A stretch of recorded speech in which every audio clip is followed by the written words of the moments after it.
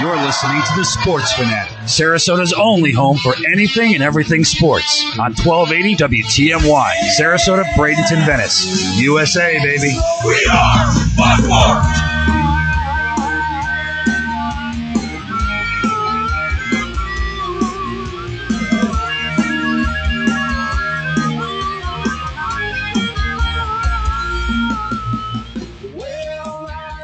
Welcome back, Sarasota.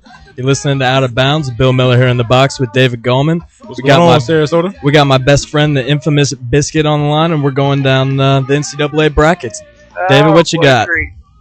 I'm looking at it right now. I mean, if y'all gonna put me on the spot, you go first. Here. All right, we'll go to Midwest. Who do I got? I'm gonna take Duke. I know we just talked about if I had to pick somebody, I'm gonna take Duke again. Like I said, with Zeller back in the lineup, I think they're playing great basketball. For some reason, I like a lot of people picking Louisville. It seems like anytime Louisville is the favorite, they end up letting you down. Running into Kentucky? They end up letting you down. So end up running into Anthony Davis. I don't think Louisville's going to do. I don't think they're going to do it this year. I like Duke to do it. We'll go down to the West region. I'm gonna go with Ohio State. You know, I went with that too. Actually, Biscuit and I were talking about that the other day. Ohio State's looking mean, and I think Bisc, you nailed it on the head when you said that you need good guard play to advance in this tournament, and they definitely have that. Absolutely. That's the reason I like them. But I got to say, man, a lot of things people don't pay attention to is where these things are being played at. I think Arizona's got a nice little walk. If they play Ohio State at that point, it'll be in L.A. Going to be a lot of Zona fans there. That's true. Yeah, no, that's gonna be a huge deal. It depends on how you play on the road.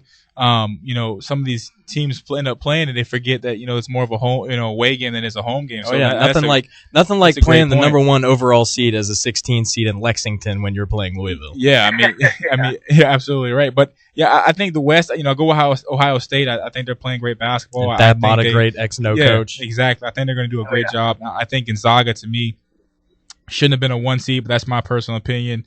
I think they almost obviously lost to Southern today, but I wouldn't be surprised if Wichita knocked them off. But I definitely like Ohio State come out of that. If I go to the East, I'm gonna be a homer. I'm gonna go with Miami. I mean, I think Miami's playing great basketball this year.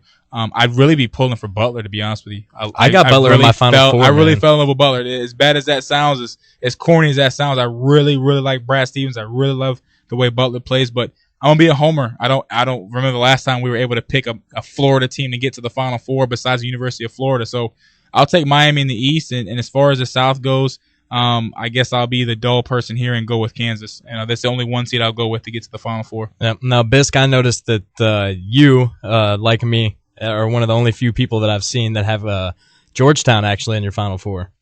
Absolutely, I do. I think they've got a lot of athleticism. I think they maybe have the best player in the tournament, Otto Porter. And it's a lot about individual performances. When you get down there in the final few games, there's a lot of guys that can just lift up their team. And I think Otto Porter can carry them. And like he's talking about Miami, I'm not a homer, but I'm a realist. And I think Miami's about as athletic as anybody in the country. Oh, and they're men. They're not boys. They're not 18, 17-year-old boys. They're men. They're seniors. They're juniors. Absolutely, absolutely. I think Miami's got a nice little walk. I actually have Miami going to the championship game. We talked to CBS Sports.com's bracketology expert, Jerry Palm, on Tuesday. He said that he didn't have Florida in the top 20 teams in his list of the top 20 that are in the tournament right now. Wow. Talking about Florida? Yeah, the Gators. I don't know, man. It's up and down with them. They definitely have. They're one of those streaky teams. I mean, if they get hot, they take a lot of threes. It's like that's exactly what I was telling them. A team full of Russ Smith. They're throwing up about 20 threes a game, 25. I mean, if they get hot, they're going to take down a lot of people. Yeah, or they're going to get cold. They're going to get knocked out. That's what I'm saying. When they run into a defense, lose by 20. They run into a defense like Georgetown, they start not falling. Absolutely. I'd take Georgetown over them any day. Yeah, no, I think it would be great. Obviously, this coming from a guy that watches the ACC a lot. I mean, how great would that be to have Duke and Miami in the national championship game? Oh, that'd be fantastic. That would just be awesome. So I mean, you're looking at that, but again, like I said, looking at the brackets, obviously everyone's bracket is different and what they have going on because it's so wide open this year. Give me your thoughts on teams like Indiana. Obviously, finally, back in the spotlight and doing well, and you said Georgetown can get there. What do you feel as far as being successful this year as the bracket goes?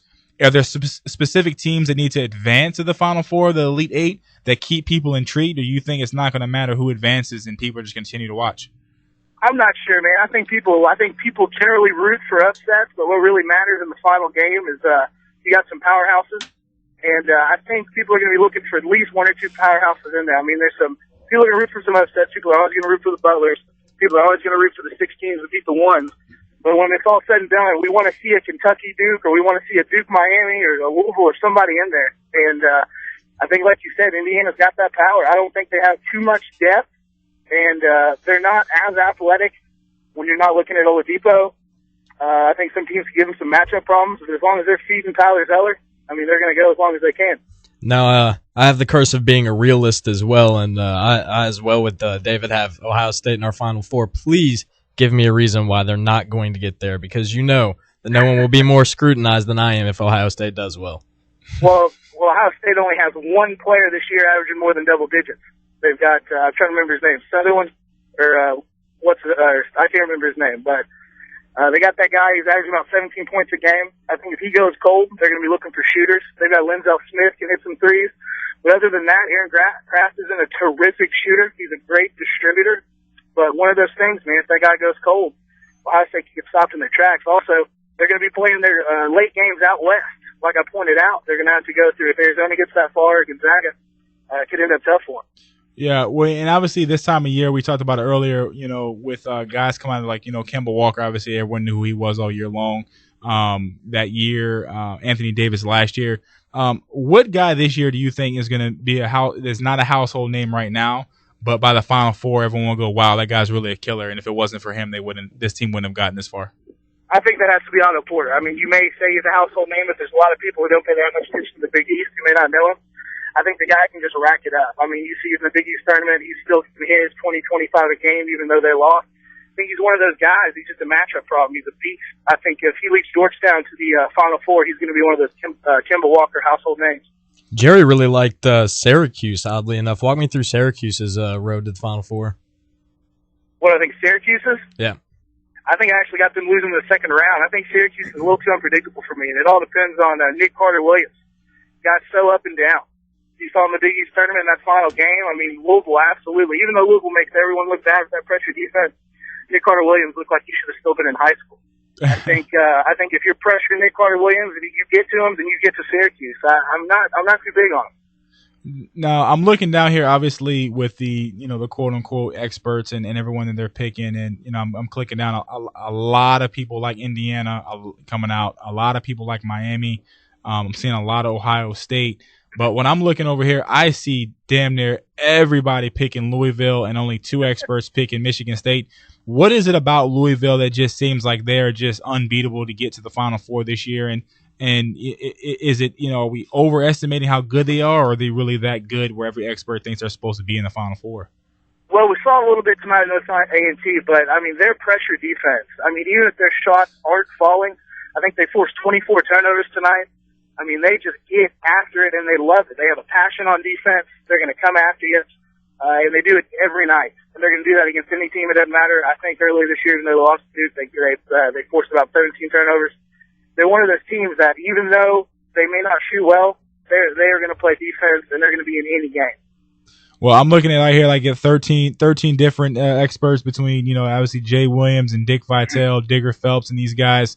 I really think this might be the first time in a long time that there's 13 picks here, and just unanimous. And none of them are Duke. Yeah, none of the experts have Duke in the Final Four, and I don't understand why, because I think Duke has played one of the tougher schedules this NBA or the NCAA season. They played without their best player. They played well. They played without Zeller. He comes back. They've only lost 1 or 2 games with him in the lineup. The ACC was obviously up a little bit this year with Miami playing so well. So why is it that people are giving so much respect to obviously Louisville, who can play pressure defense but can go cold on offense? But whereas in Duke, it's just played phenomenal this year with their star player. Why is no one giving Duke a little bit more love? This is the same Louisville team that if they didn't run smack into Anthony Davis would have been in the national championship.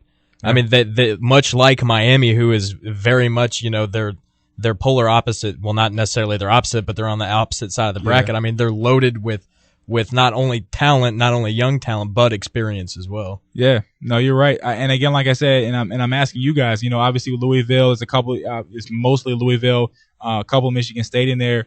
So we talked about our Final Four. Tell me who you guys have in the national championship game, and obviously it's a little early, but who's in the national championship game and who you guys have winning? Well, you're preaching the choir with Duke. I've got Duke winning it all. I've got Duke playing Miami. Yeah.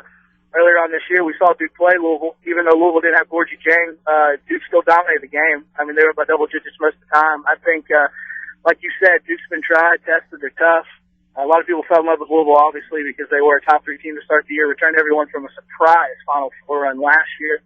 But I think Duke is just loaded. Not only do they have it inside, they've got Kelly, they've got Plumlee, and you've got Curry who can just light it up. I think Duke has all the weapons to win it all. Yeah, what about you? I think I picked Louisville against Georgetown. With Louisville winning, I think that Georgetown has some athletes, but it gets frustrating chasing Peyton Siva around for too long. Yeah, I agree. I hate to, piggyback off what you said. You put me on the spot earlier to pick my Final Four, and I picked my Final Four. I'm going to stick with those guys, and I'm going to completely agree with you. I'm going to take, what I think everyone would like to see in a national championship game in Duke and Miami. Maybe I'm going overboard with Miami, and maybe they're not ready, or this is their, putting their foot in the water and getting tested in the next 3 or 4 years, being able to compete for a national championship. But I like Miami's resolve. I like the way they play. I like the way their coach gets them prepared for games, and I think they've played extremely well against Duke. And if I'm going to take Duke to get to the national championship, I might as well take the team that's pretty much kicked the crap out of them this year. So, I'll take Miami. I'll take Duke, and I'll go with Duke in the national championship game on a slight, maybe 2-point win. But I completely agree with you. I think they're playing extremely well. I feel that Louisville and Rick Pitino, they give you a whole lot. They dangle it in front of your face. They tease you with it. He wears his crappy white suit, and he got his ass hair transplanted on that top of his head. I wish he really would stop wearing that white suit, but I think he teases you with that. I think Louisville gives you a glimpse of what they could be and what they're possibly, able to do if they play well. I just don't see it. And I think they fall short. I think Indiana does the same thing. I think the stage might get a little too big for them, as it did every time this year when they were number 1. So I'll take Duke and Miami, with Duke winning it all. I like it. It is decided. Yeah, no one's going to talk me out of it. All right, guys. Bisk, it's been a pleasure, man. We're going to come back in 2 minutes. This is Out of Bounds. Sitting in for John Russo. We got David Gallman, my best friend Matthew Wagner, and me, Bill Miller. We'll be back in 2 minutes. The club on the weekend, acting stupid, getting drunk with my best friends. I couldn't wait for the summer and the Warped Tour. I remember it's the first time that I saw her there.